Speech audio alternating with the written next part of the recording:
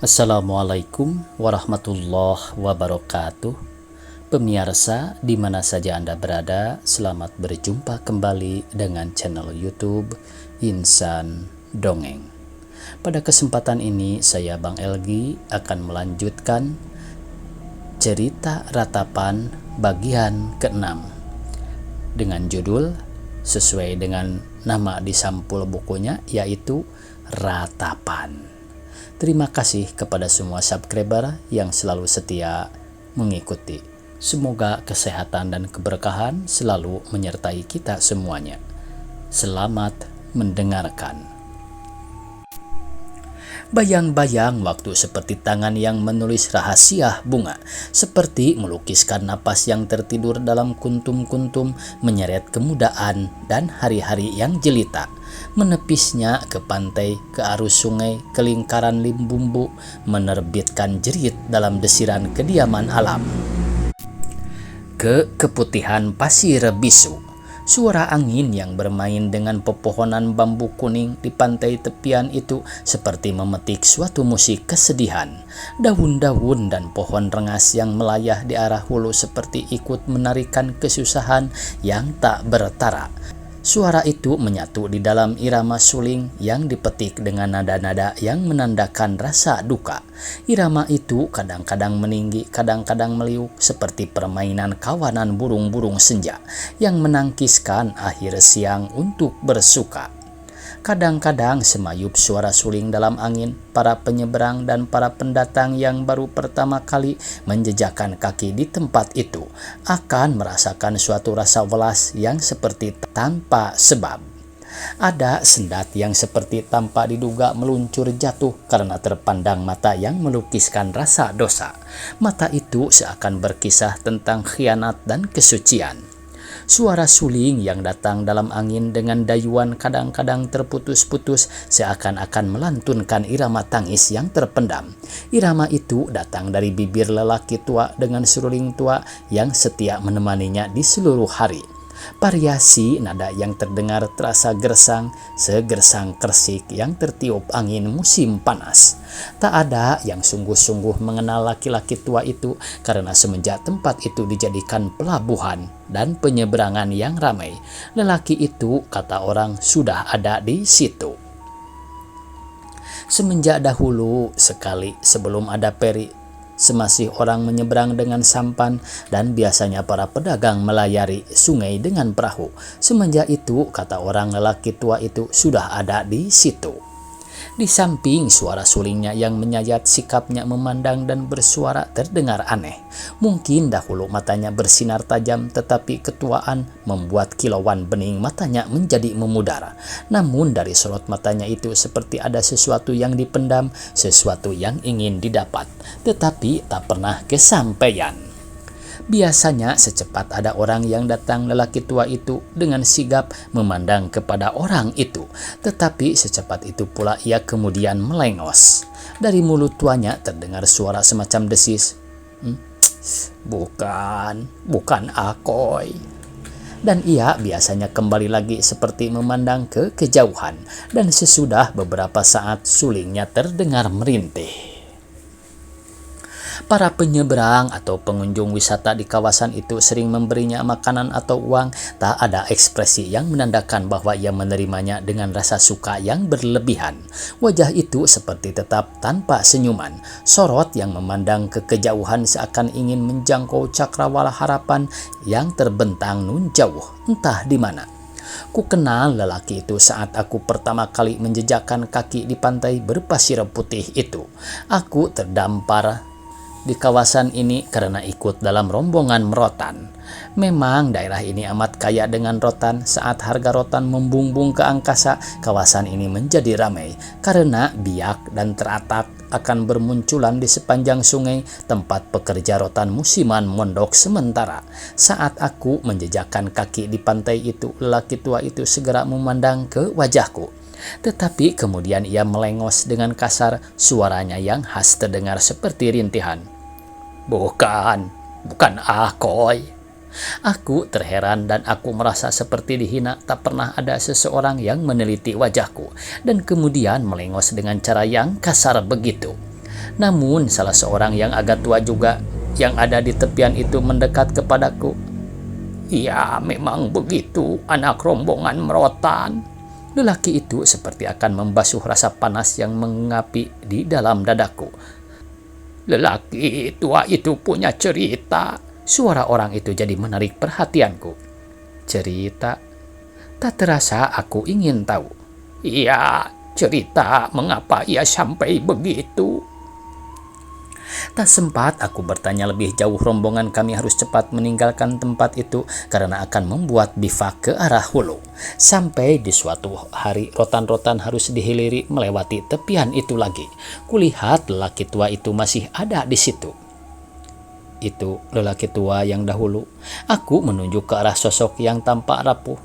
Bagaimana ia mampu bertahan terhadap serangan hujan dan panas? "Ia telah kebal," seorang tua berkata seperti menyahut apa yang kukatakan. "Ia memang tampaknya ditakdirkan." Ditakdirkan apa? "Harus berada di situ." Ah, itu namanya kebodohan. Dalam situasi tertentu, kebodohan atau kearifan sama saja. Ada kebodohan yang membuat orang berbahagia, tetapi ada kearifan yang mendatangkan bencana. Maksud Bapak? Itulah lelaki tua itu. Sejak dahulu ia sudah ada di situ. Sejak kami yang tua ini belum ada, ia sudah ada di situ. Dia begitu kuat.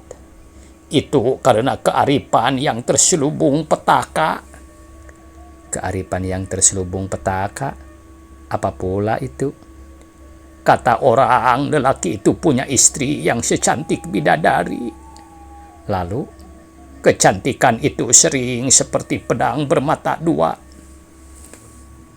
Maksud Bapak, kecantikan yang diikuti kebanggaan diri yang berlebihan membuat kecantikan sebagai kupu-kupu beracun. Kupu-kupu beracun? Iya, kupu-kupu itu indah, tetapi racunnya dapat mematikan. Lalu, mata pedang kecantikan yang lain? Bila kecantikan disertai rasa syukur bahwa sesungguhnya kecantikan manusia itu hanya anugerah Allah. Lalu, apa hubungannya dengan patwa pemetik suling bernada rintihan itu? Kata orang, istri patwa itu menyalahgunakan kecantikannya, tetapi patwa tidak menyesalkan penyelewengan itu. Yang ia sesalkan adalah doanya yang makbul. Aku semakin tak mengerti, Pak. Bagaimana mungkin ada orang yang menyesalkan karena doanya dijawab oleh Tuhan? Aku berkata dengan jujur. Karena ada yang ikut terdoa, yang tidak berdosa jadi turut dilanda malapetaka. Malapetaka? Secara lamat suara suling itu terdengar semayup. Ada geletar rintihan yang pedih. Seperti permohonan maaf yang penuh sesal, dayuan suara yang seakan mendaki langit itu, seperti kata-kata diam tanpa ucapan, seperti bahasa bunga yang melukiskan rasa duka yang terpendam. Matahari musim merotan, selalu matahari yang membawa kepenuhan cahaya surya. Angin yang bermain dengan daun-daun, seperti kelasakan kanak-kanak tanpa dosa. Kadang membelai di sini, kadang memainkan bunga-bunga terberau yang memutih di sepanjang sungai.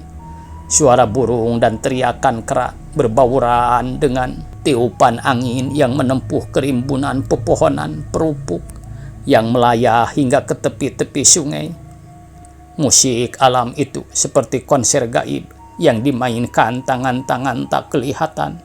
Kemerduannya adalah kemerduan yang tidak ditata dengan nada-nada suara. Malapetaka bagaimana? Aku menyusul tanyaku. Ada bencana yang sangat memukul batin dan jiwa patwa itu. Pukulan itu membuat ia jadi seperti sekarang ini. Pukulan bagaimana? Pukulan karena ia lelaki yang jujur dan setia. Jadi istrinya tidak setia? Iya. Rumah tangganya hancur, begitu? Ya, rumahnya hancur, sedangkan rumah itu dibangun atas permintaan istrinya. Rumah terbagus di desa ini. Tetapi Rumah dapat saja dibangun kembali, perkawinan pun dapat dibangun dengan wanita lain. Rupanya dia bukan menyesali kehancuran perkawinan. Dia menyesal karena apa? Karena terlanjur berdosa. Aku tak memahami apa yang Bapak maksudkan.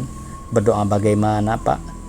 Sebetulnya, kata orang, sejak semula wanita yang menjadi istri Patua itu kurang disukai orang kampung sini. Wanita itu wanita yang cantik, berasal dari kampung seberang.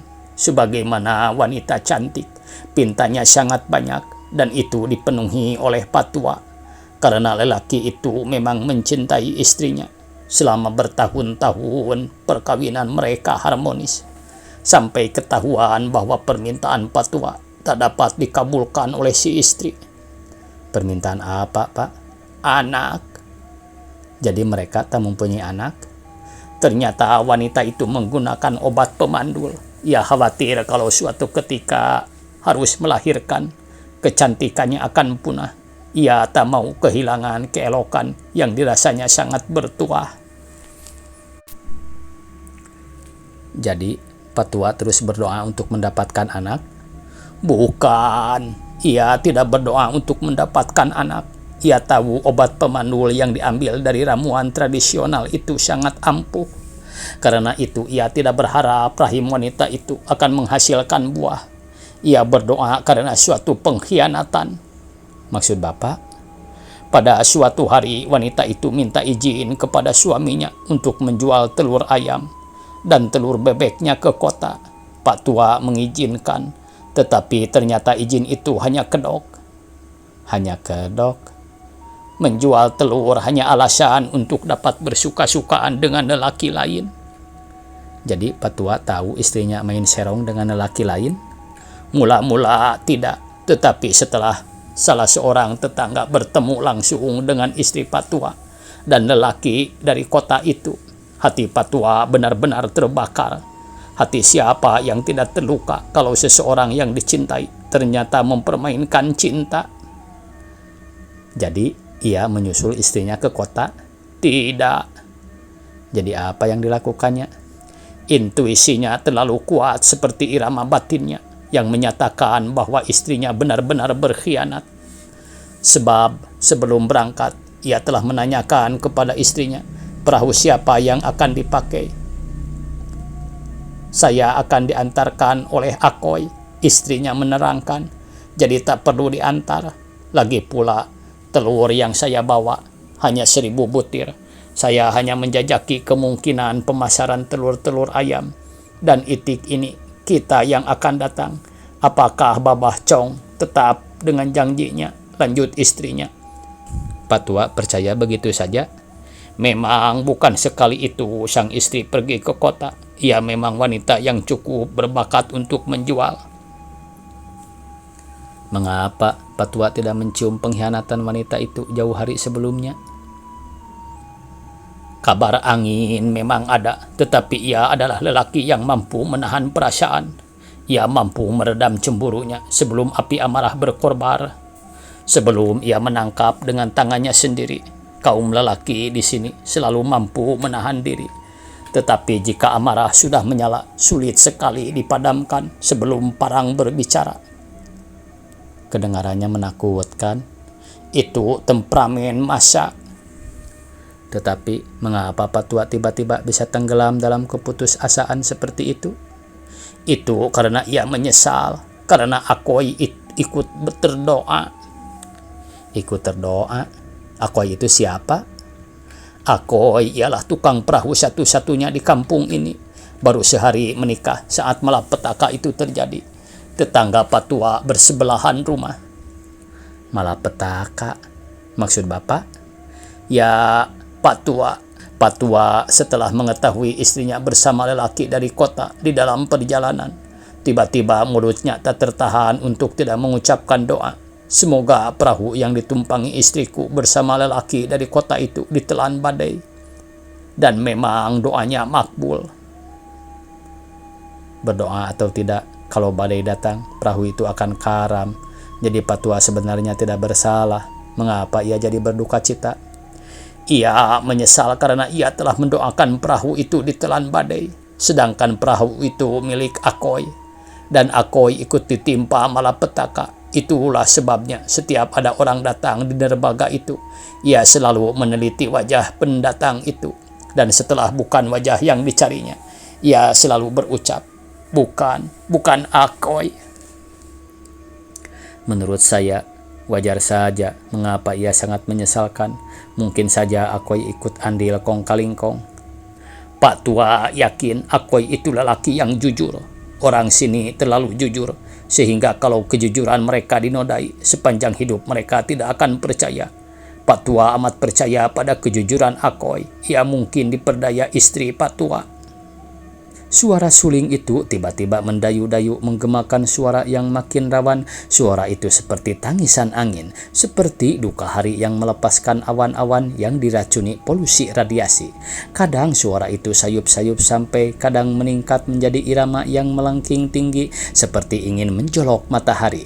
Lelaki tadi masih menceritakan bahwa saat berita perahu Akoy terbalik oleh badai malam, Pak Tua mencari lelaki itu selama berhari-hari. Setelah usahanya sia-sia, ia kemudian tetap berada di tepian itu dalam posisi menanti.